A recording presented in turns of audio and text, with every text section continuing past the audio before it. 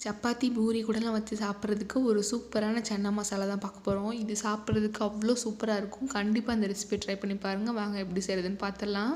ஒரு மிக்ஸ் ஜாரில் கொஞ்சமாக மிளகு, சீரகம், சோம்பு, 3 கிராம்பு, 1 ஏலக்காய், 4 பட்டை, 1 பே லீஃப், 2 பெரிய வெங்காயம், 3 தக்காளி நல்லா கட் பண்ணி சேர்த்துட்டு நல்லா ஃபைன் பேஸ்ட்டாக அரைச்சி எடுத்து வச்சுக்கலாம்.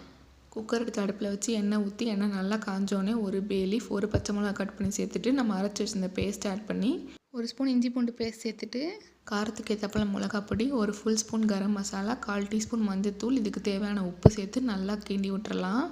கருப்பு சுண்டலை 6 மணி நேரம் ஊற வச்சு வச்சுருக்கேன். அது இதில் நம்ம ஆட் பண்ணிக்கலாம். இந்த மாதிரி செஞ்சிங்கன்னா உங்களுக்கு டைம் ரொம்ப மிச்சமாகும். டேஸ்ட்டும் சூப்பராக இருக்கும். கொஞ்சமாக மிக்ஸி அலசி தண்ணி ஆட் பண்ணிவிட்டு குக்கரை நல்லா க்ளோஸ் பண்ணி 6 விசில் விட்டு எடுத்துக்கலாம். உங்களுக்கு எந்த கன்சிஸ்டன்சி வேணுமோ அந்த அளவுக்கு பார்த்துக்கோங்க. எனக்கு இந்த கன்சிஸ்டன்சி போதும். இப்போ கடைசியாக கொத்தமல்லி தழை, கொஞ்சமாக லெமன் ஸ்க்யூஸ் பண்ணி எடுத்து சர்வ் பண்ணிங்கன்னா சூப்பரான சன்னா மசாலா